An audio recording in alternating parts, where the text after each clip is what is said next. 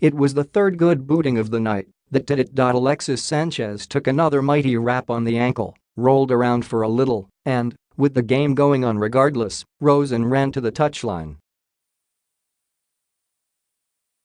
He appeared to have a conversation with Jose Mourinho, who looked at his watch. Around 3 minutes later, he was off.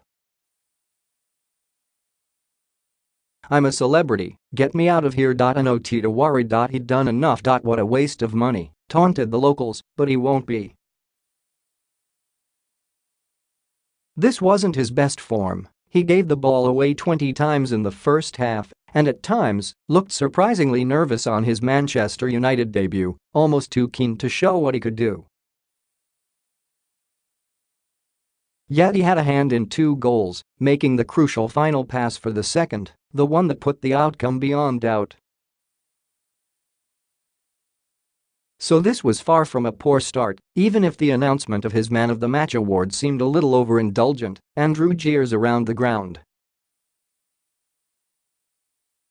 Sanchez came on to a good game after an anxious opening, showed the influence he can have on United's forward potential. Equally, he was far from a prima donna, willing to get kicked from pillar to post for the cause. That will have endeared him to his teammates, not to mention his manager.Brian famously made Peter Shilton bring the teas in at his own press conference on signing for Nottingham Forest. Mourinho played Sanchez at Yeovil. There was a practical reason, because Sanchez has been left out for most of January at Arsenal, and 70 minutes of game time will be invaluable in preparing him for Wednesday's fixture against Tottenham at Wembley. Yet maybe this was a grounding exercise too, a way of reminding Sanchez what is expected of Mourinho's Manchester United, regardless of status. And nothing keeps a player grounded like a visit to Huish Park, in some cases, literally. Yeovil aren't a dirty team, but Sanchez was on the receiving end of some ferocious tackles. Omar Sowunmi hit him hard in the second half, and a 30th-minute clout from Smith was not so much a tackle, more an assassination. Smith kicked Sanchez up in the air, and that is no euphemism.He booted Sanchez as a fly half might a drop goal. Sanchez took off and came down to earth with a bump. Sanchez stood up, eventually, and tried to take revenge with the free kick, but goalkeeper Artur Krysiak was equal to it. He was equal to United's other decent chance in the early exchanges set up by Sanchez as he began to settle. His pass, beautifully weighted, found Scott McTominay, who tried to steer it past Krysiak. His save was outstanding, strong hands diverting the ball around his near post. Ultimately, though, there is a reason why Yeovil are where they are, and it became apparent after 41 minutes. Sanchez and Marcus Rashford combined through the middle, United's young striker striding into the box, but the ball not quite within his control. Then, a calamity entirely of Yeovil's making erupted. The herd of players that had shut down Rashford left it to each other to shepherd the ball back to Krysiak. Tom James, Smith, Sowunmi all failed to take responsibility, and Rashford nipped in and rolled the ball into the net. The second was a trademark United counter-attack, just as Yeovil were pushing for a way back into the game. If United's opener had a degree of fortune about it, the second didn't. Juan Mata brought down the ball on the break and fed it to Sanchez on the left, where he had played all night. Ander Herrera was on the overlap, and Sanchez's pass was perfectly weighted. The midfielder made no mistake.